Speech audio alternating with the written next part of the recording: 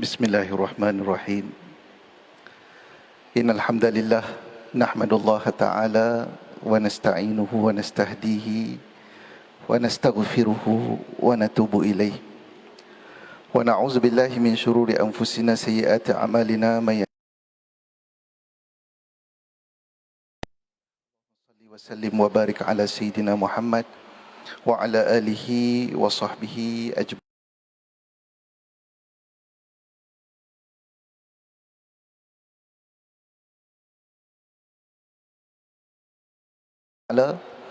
Pada hari Jumaah yang mubarakah ini kita dapat bersama-sama berada di dalam masjid dan rumah Allah Subhanahu Wa Taala, dan pada masa yang sama kita membicarakan tentang majlis ilmu yang menjurus kepada sesuatu isu yang melibatkan kepada kehidupan kita.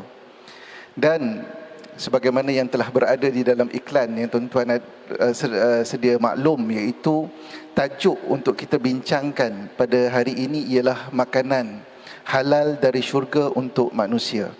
Kita akan membincangkan sesuatu yang berkaitan dengan perkara dunia kita dan juga sesuatu yang bersangkutan dengan perkara yang melibatkan ukhrawi kita, iaitu syurga Allah Subhanahu wa Ta'ala.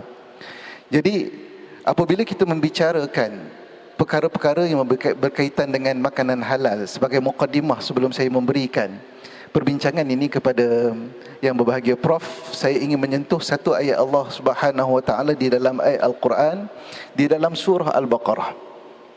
Di dalam surah Al-Baqarah, ayat yang Allah Subhanahu wa Ta'ala panggil orang yang beriman, ya ayyuhalladzina amanu. Sebab di dalam Al-Quran ada ayat-ayat Allah Subhanahu wa Ta'ala yang Allah panggil orang yang beriman dengan panggilan iman. Dan Ibnu Mas'ud mengatakan bahawa, wahai orang yang beriman, sekiranya Allah dengar Allah panggil kamu dengan panggilan beriman, maka berilah pendengaran kamu kepada panggilan tersebut, sebab ada perintah yang Allah Subhanahu wa Ta'ala nak perintahkan kamu, dan ada larangan yang ingin Allah Subhanahu wa Ta'ala larang. Jadi Allah Subhanahu wa Ta'ala di dalam ayat Al-Quran, ayat yang ketiga Allah panggil orang yang beriman. Ayat yang pertama Allah Subhanahu wa Ta'ala panggil supaya orang beriman itu taat kepada Allah dan tidak menderhakai Rasulullah sallallahu alaihi wasallam. Yang pertama. Ayat panggilan orang beriman yang kedua, ya Allah Subhanahu wa Ta'ala, nidaatul rahman, panggilan beriman, orang yang beriman daripada Allah Subhanahu wa Ta'ala yang kedua adalah menjurus kepada solat dan juga memohon supaya perlindungan daripada Allah Subhanahu wa Ta'ala melalui solat. Itu ayat kedua. Dan ayat yang ketiga, apabila manusia itu solat, manusia itu memohon pertolongan kepada Allah Subhanahu wa Ta'ala daripada solat, Allah Subhanahu wa Ta'ala minta supaya ayatnya berbunyi, ya ayyuhalladzina amanu, a'udzubillahi minasyaitanirrajim, ya ayyuhalladzina amanu kulu min tayyibati ma razaqnakum washkuru lillahi in kuntum iyyahu ta'budun. Wahai orang-orang yang beriman, kulu min tayyibat, makanlah daripada tayyibat, benda-benda yang tayyib, benda-benda yang bersih, benda-benda yang baik yang direzekikan oleh Allah Subhanahu wa Ta'ala kepada kamu. Kita bicarakan pada ni makanan yang halal. Makanan yang halal pastinya makanan yang, kalau makanan itu baik, pastinya makanan itu adalah makanan yang halal. Apa perintah Allah Subhanahu wa Ta'ala? Kulu min tayyibat, makanlah perkara-perkara yang halal daripada benda-benda yang halal, yang baik, yang kami rezekikan kepada kamu. Kemudian, sebab apa kamu nak memakan makanan yang halal tersebut? Washkuru lillah, bersyukurlah kamu kepada Allah Subhanahu wa Ta'ala, in kuntum iyyahu ta'budun, sekiranya kamu ingin beribadah kepada Allah Subhanahu wa Ta'ala. Jadi apa maksud halal?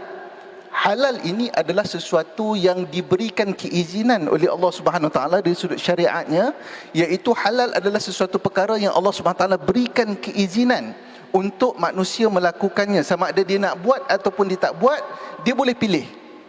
Tetapi sekiranya dia melakukan sesuatu perkara tersebut, dia tidak mendapat dosa, sebab dia adalah diizinkan oleh Allah Subhanahu wa Ta'ala. Opposite kepada halal ialah haram. Dan haram ini adalah perkara-perkara yang dilarang oleh Allah Subhanahu wa Ta'ala untuk seseorang itu melakukannya. Dan sekiranya dia melakukan perkara tersebut, manusia itu akan mendapat dosa. Cuma sekarang ni apabila kita pergi kepada ayat ini, Allah Subhanahu Wa Taala datangkan dengan fi'il amar, kulu, makanlah kamu, carilah makan daripada benda-benda yang tayyibat, daripada benda-benda yang halal, yang baik, yang diperintahkan oleh Allah Subhanahu Wa Taala kepada manusia. Cuma saya sebut tadi, halal itu benda yang boleh kita option, nak ambil ke tak nak ambil boleh. Tetapi di dalam ayat ini, bila Allah Subhanahu Wa Taala perintahkan dengan kulu, makanlah, maka itu adalah fi'il amar. Ia membawa kepada hukum wajib. Nak cari makan, sebab kita manusia ini, kita nak hidup, kita kena ada angin, kita kena ada air, kita kena ada makanan untuk manusia meneruskan kehidupannya. Jadi untuk manusia, dia keperluan asas. Untuk manusia mencukupkan benda ini, mereka mencari perkara-perkara yang halal. Dan untuk mencari perkara yang halal tersebut ialah wajib, supaya manusia itu tidak berdosa. Halal itu benda yang option, boleh pilih nak ambil ataupun tak. Nak makan nasi biryani boleh pilih, ataupun nak makan nasi kandak, boleh pilih antara dua. Tetapi mencari rezeki ataupun makanan yang halal itu adalah wajib.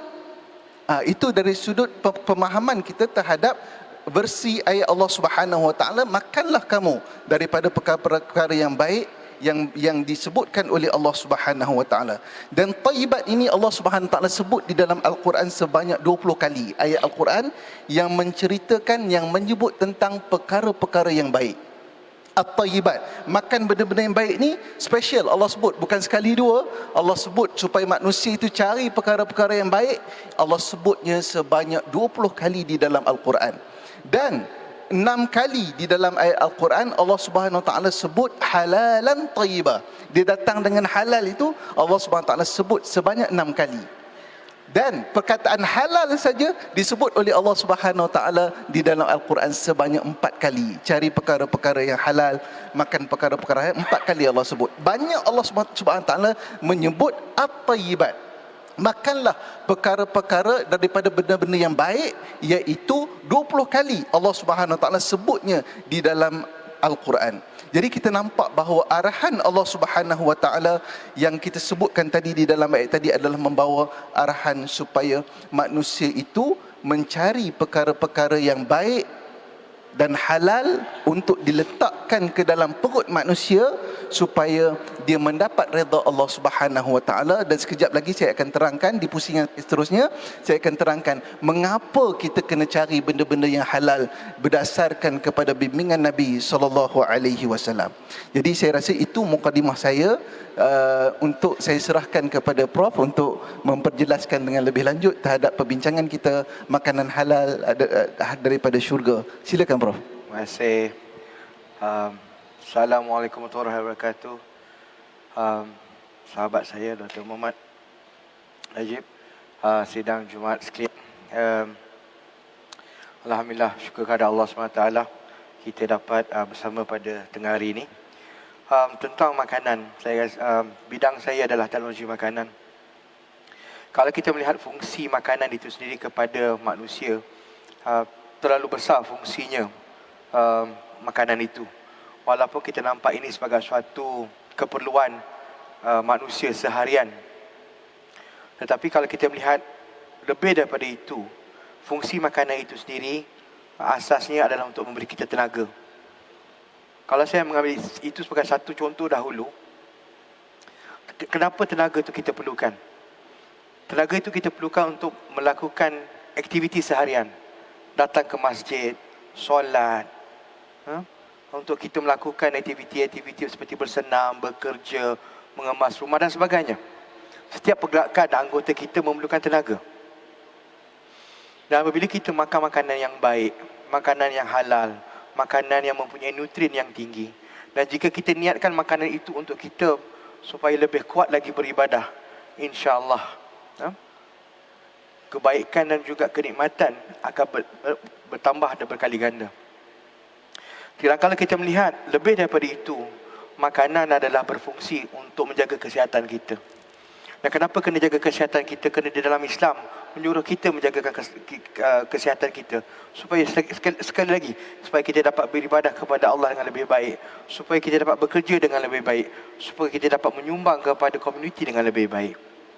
Tetapi kalau kita melihat makanan-makanan yang haram ataupun yang tidak dihalalkan. Kalau kita lihat secara umumnya, semuanya mempunyai kemudaratan.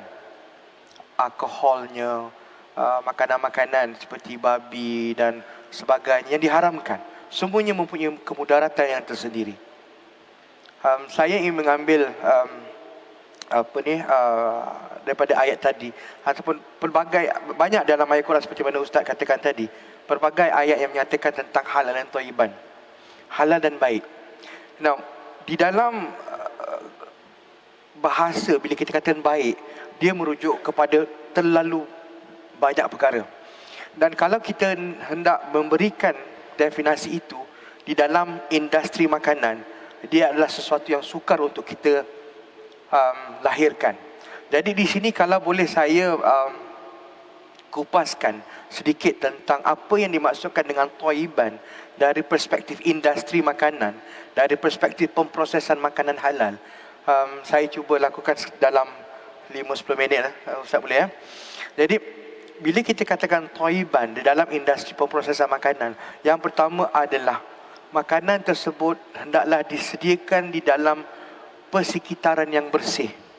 Orang yang mengendalikan itu bersih, persekitarannya bersih, segala ingredient yang digunakan itu adalah halal dan datang daripada sumber-sumber yang diizinkan. Itu adalah prasyarat kepada pemprosesan makanan halal. Sebab apa? Bila kita telah pelihara bagaimana environmentnya, bagaimana ia dilakukan, bagaimana ia disediakan, sedikit sebanyak kita telah menjaga bagaimana makanan halal itu dilakukan. Keduanya, kita hendak memastikan bila kita kata makanan yang thayyib, iaitu makanan yang tidak akan menyebabkan, pertama, keracunan makanan. Maknanya apabila kita menyediakan makanan, sebab itu tadi asasnya kita kata makanan itu kena disediakan dalam keadaan yang bersih. Sebab kita tidak mahu makanan itu menyebabkan keracunan makanan. Kita tidak menyebabkan bila seseorang itu makan, dia akan menyebabkan orang itu sakit. Kita tak nak menyebabkan bila orang itu makan makanan halal, orang itu mendapat kemudaratan. Kerana itu tidak thayyib. Dan kalau kita pergi kepada yang lebih lanjut lagi, kita juga hendak memastikan bahawa makanan itu mempunyai nutrien yang baik. Kita tidak mahu makanan itu mungkin terlalu tinggi dia punya kandungan gula. Kita tidak mahu makanan itu terlalu tinggi kandungan kolesterolnya. Kita tidak mahu makanan itu terlalu tinggi kandungan lemaknya. Kerana di dalam memelihara kesihatan kita, kita ada piramid makanan yang perlu kita pelihara. Itu makanan thayyib.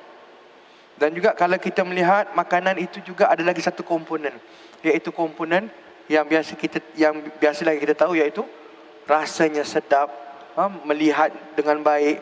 Dan kalau kita menyatakan tentang pembungkusan dia, di sinilah janganlah kita bungkus makanan dengan suat khabar kalau boleh. Kenapa? Kena ada karbon. Karbon tu tidak sihat untuk kesihatan kita. Tetapi ialah kalau nasi lemak tu kalau bungkus dengan daun pisang, jangan pula dengan suat khabar. Jadi perkara-perkara asas itulah yang dikatakan thayyib. Perkara-perkara asas itulah yang memelihara kebersihan dan keselamatan makanan. Kerana bila kita katakan makanan halal dan thayyiban, halal itu dia mengambil kira segala aspek syariahnya, segala aspek yang halal dan haramnya. Tetapi bila kita katakan aspek thayyiban, dia adalah satu aspek yang lebih meluas. Dia adalah satu aspek yang lebih universal, di mana dia pergi kepada semua pengoperasian, pengendalian dan juga pembuatan makanan halal. Bila kita kata pemprosesan makanan, kita tidak hanya fokus kepada ingredient. Ingredient maksudnya ada babi ke tak ada babi, ada alkohol ke tak ada alkohol, ada ke tidak makanan-makanan yang tidak dihalal. Tetapi kita pergi lebih daripada itu. Sebab itu kalau dalam pensijilan makanan halal Malaysia, dia melihat juga tentang environmentnya, di mana dilakukan, dia punya utensils, dia punya para pekerja dan sebagainya. Jadi ini adalah sebagai satu package yang dikatakan halal dan thayyiban. Jadi sebagai mukadimah, saya rasa saya berhenti di situ dulu Ustaz. Dan insyaAllah kita sambung yang seterusnya. Ya. Boleh Prof. Alhamdulillah, satu penjelasan yang baik pada Prof tadi. Jadi saya nampaklah kalau konsep thayyiban ni, kalau di dalam ibadah kita ibadah ada benda wajib sunat, itu secara basic hukum syariatnya. Tetapi kalau kita pergi lebih jauh, iaitu ihsan di dalam ibadah, itu bab ibadah lah. Maksudnya kita membuat ihsan di dalam ibadah kita buat benda yang terbaik di dalam ibadah kita. An ta'budallah ka'annaka tarah. Kita beribadah kepada Allah SWT seumpama kita melihat Allah. Sampai satu tahap yang cukup tinggi di dalam kita beribadah, yang kita faham daripada ahli-ahli sufi, mereka mengutamakan konsep ihsan. Dan begitu juga sebenarnya at-thayyibat di dalam makanan. Kalau makanan itu secara basicnya dia memenuhi tuntutan-tuntutan syarak, maka kalau dari sudut ihsan, dari sudut makanan tu adalah makanan-makanan yang thayyibat. Dan saya juga terlibat dengan audit halal juga. Kita tengok macam mana auditnya amat ketat untuk diberikan persijilan halal. Kalau kita buat audit tu, kalau minyak yang digunakan tu diletakkan di atas lantai pun, letak minyak masak tu atas lantai pun, kita mungkin takkan bagi kepada dia ada masalah lah kepada reporting untuk halal tersebut. Sebab kita amat menitik beratkan tentang yang Prof sebut tadi, tentang at-thayyibat. Bagaimana kita nak memastikan bahawa keihsanan kepada makanan itu dijaga rapi, supaya apa yang masuk ke dalam perut kita, apa yang masuk ke dalam badan kita adalah sesuatu yang merupakan sesuatu yang bersih dan suci untuk kita beribadah kepada Allah Subhanahu wa taala. Jadi saya mengupas dan melihat isu ini dari sudut syariatnya, yang mana syariat melihat bahawa perkara-perkara yang haram dijelaskan oleh Allah Subhanahu wa taala di dalam Al-Quran. Tak banyak sebenarnya perkara-perkara yang haram ni. Okey, sebagai Allah Subhanahu wa taala sebut, Allah Subhanahu wa taala haramkan maitah, iaitu bangkai-bangkai, wadam, darah, walahmul khinzir, benda-benda yang dikatakan daging babi, apa yang disembelih selain daripada Allah Subhanahu wa taala, itu kita masukkan di dalam haram aini. Haram yang ain dia tu, zat dia tu haram. Begitu juga tentang khamar, iaitu arak dan sebagainya, itu yang Allah SWT sebut haram dari sudut benda-benda yang ingredient itu, sebagaimana disebutkan oleh oleh Prof tadi, iaitu ingredient dia itu adalah benda-benda yang aini, ainnya itu haram. Yang kedua ialah dari sudut hukumnya. Contohnya Allah Subhanahu Wa Taala tidak memberikan izin untuk kita, wala ta'kulu amwalakum bainakum bil batil. Jangan kamu makan harta sebahagian daripada kamu dengan cara yang tidak sah. Makanan itu termasuk juga di dalam kategori perkara-perkara yang haram yang masuk ke dalam badan kita. Begitu juga Allah Subhanahu Wa Taala sebut la ta'kulur riba. Jangan kamu makan riba. Dan uniknya ayat Al-Quran apabila membicarakan tentang perkara ini ialah apabila Allah SWT cerita tentang harta dan riba dan pendapatan, Allah sebut la ta'kulu. Jadi mungkin orang yang melihat benda itu dari sudut literal, dia katakan bahawa Allah tak bagi makan kan. Jadi kalau kita ambil benda riba tu pergi beli kereta, tak apa, sebab dalam Quran kata la ta'kul, jangan makan. Tetapi sebenarnya uniknya ayat Al-Quran apabila membicarakan tentang peta ni adalah al-aklu adalah benda yang, sebab apa Allah menggunakan kata la ta'kulu, jangan kamu makan, sebab makan itu akan memberikan kesan kepada kehidupan kita. Bahkan itu adalah benda-benda yang besar. Kalau makan Allah SWT tak bagi, maka perkara-perkara lain pun ulama kiaskan bahawa ia tidak dibenarkan oleh Allah Subhanahu wa taala. Jadi mengapakah Allah Subhanahu Wa Taala kata mencari yang wajib itu adalah, mencari yang halal itu adalah wajib. Yang pertama, kenapa kita nak berpegang kepada yang halal? Kenapa kita nak cari rezeki yang halal? Yang pertamanya ialah kerana halal itu berpahala. Kalau kita makan benda yang halal, kita ambil, kita suapkan ke mulut anak-anak dan sebagainya daripada rezeki yang halal. Setiap suapan itu adalah pahala di sisi Allah Subhanahu Wa Taala.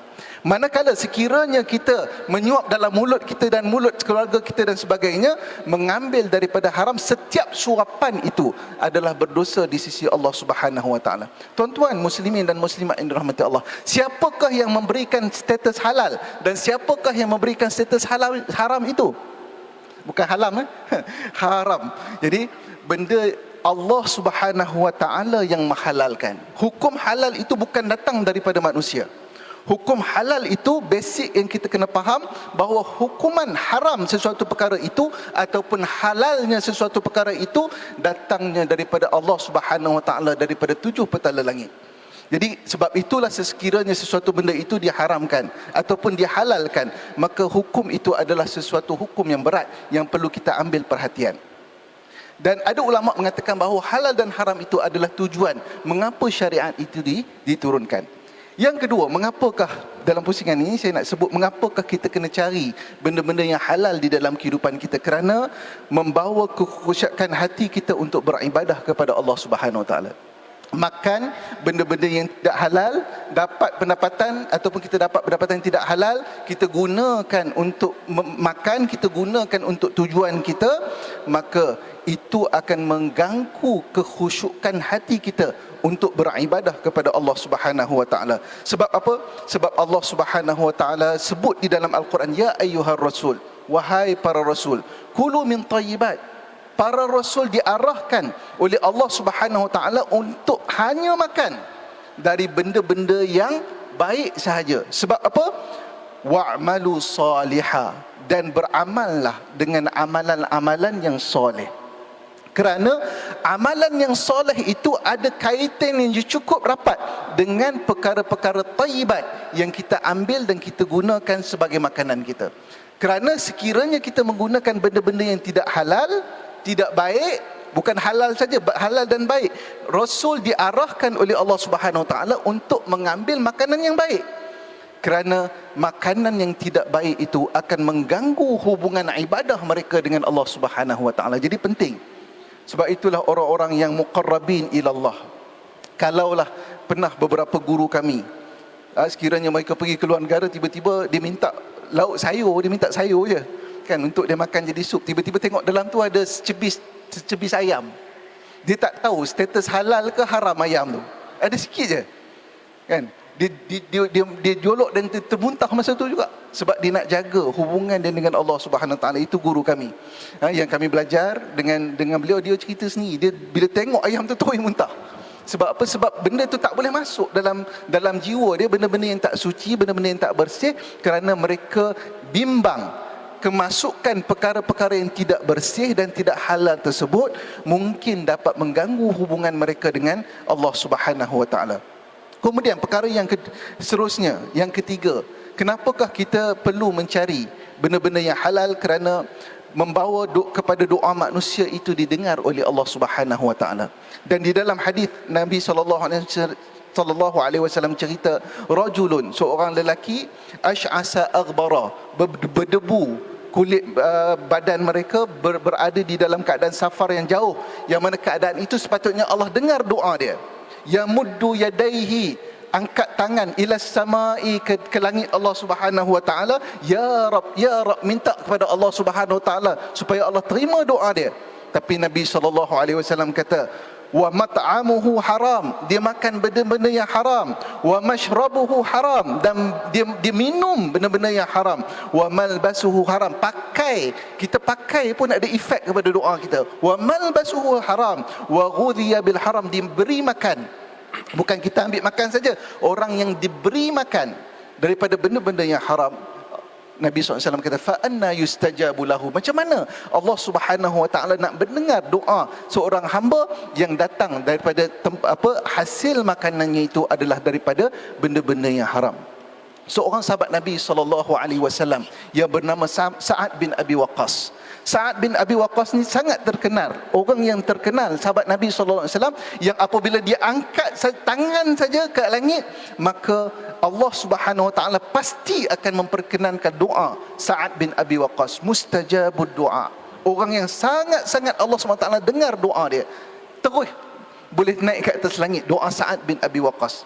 Pernah Sa'ad bin Abi Waqqas memacu kuda 60 kuda. Dengan doa Sa'ad bin Abi Waqqas, boleh di dalam satu perang Madain, dia boleh menyeberangi sungai Dajlah, 60 ekor kuda boleh lepas dengan doa Sa'ad bin Abi Waqqas. Apabila ditanya kepada Sa'ad bin Abi Waqqas, wahai Sa'ad bin Abi Waqqas, apakah rahsia yang kamu pelajari daripada Rasulullah sallallahu alaihi wasallam sampai doa kamu begitu sekali didengari oleh Allah Subhanahu Wa Taala? Sa'ad kata, aku tak ada benda lain yang diajarkan oleh Nabi sallallahu alaihi wasallam, benda yang simple yang Nabi ajar. Nabi kata kepada Sa'ad bin Abi Waqqas, ya Sa'ad, atyib mat'amaka, takun mustajabud da'wah. Wahai Sa'ad, jagalah makan kamu, atib mat'amaka, jagalah benda yang masuk ke dalam perut kamu, takun mustajabud da'wah. Kamu akan jadi orang yang Allah dengar doa kamu. Bukan dengar saja, diistijabahkan doa kamu. Manusia yang apabila kita berdoa, tuan-tuan, doa kita Allah tak dengar, halak, wabillahi halak. Guru-guru kami mengatakan bahawa siapa yang berdoa tetapi Allah tak mendengar doa dia, maka dia adalah orang yang pasti akan binasa di sisi Allah Subhanahu Wa Taala. Sebab Allah tak dengar doa kita.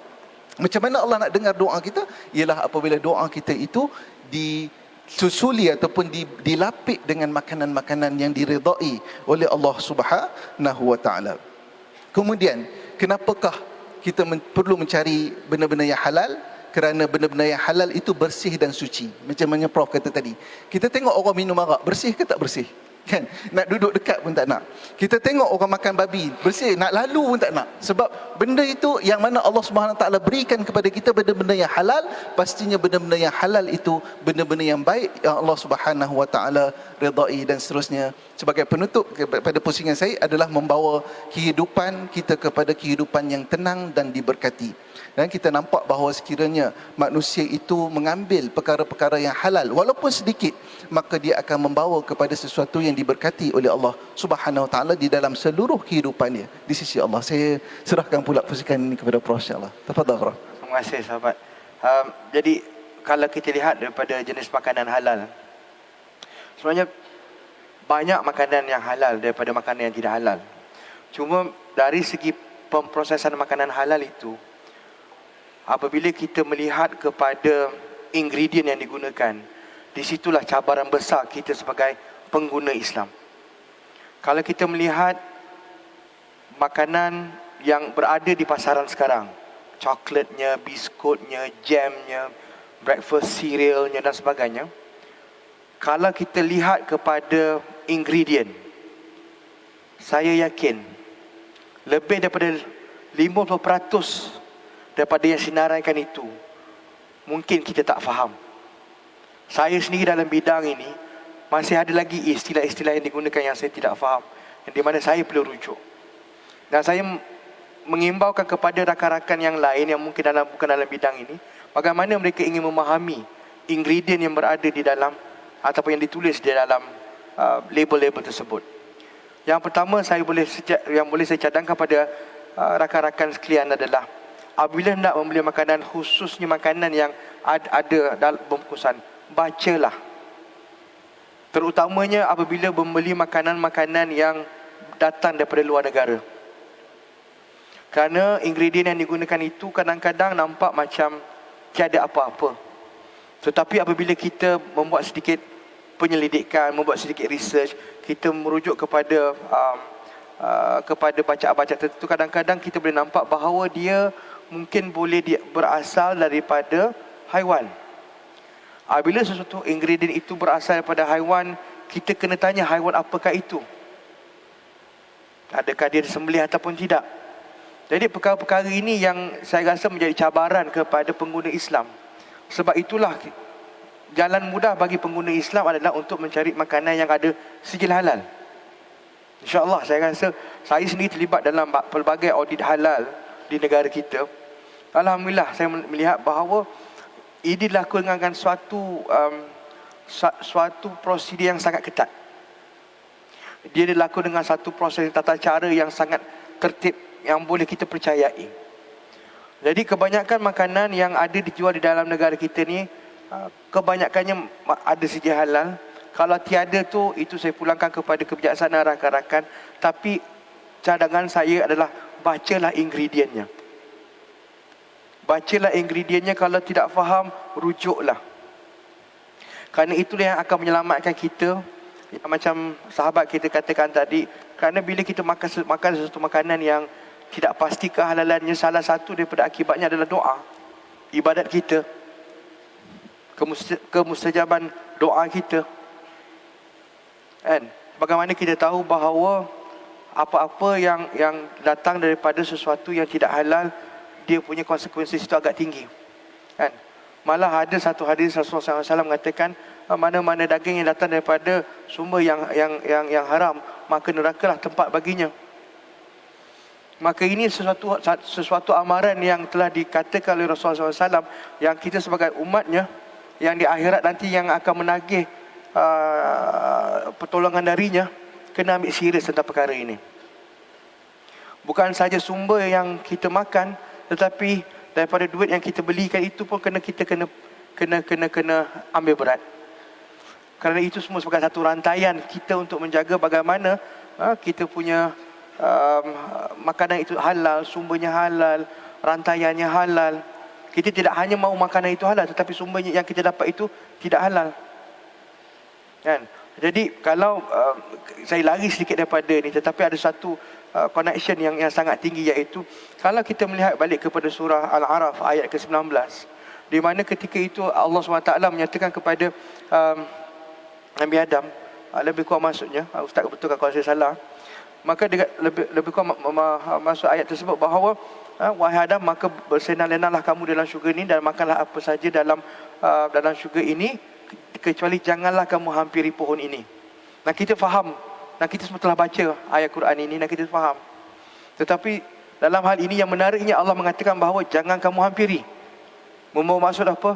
Makan pun jangan. Maknanya jangan hampir, jangan terfikir nak makan pun. Jadi kalau kita memahami kaedah itu, maka hendaklah kita menjauhi daripada makan makanan yang tidak halal. Kerana bukan sahaja dia punya keburukan dari segi kesihatan, bukan sahaja dia membawa keburukan daripada kehidupan seharian, tetapi dari segi ibadah kita, dari segi keimanan kita, akan menjadi masalah juga. Dan kalau kita lihat sebagai contoh, mengapa sesuatu haiwan, sebagai contohnya lembu ke ataupun kambing ataupun ayam, wajib disembelih sebelum manusia makan.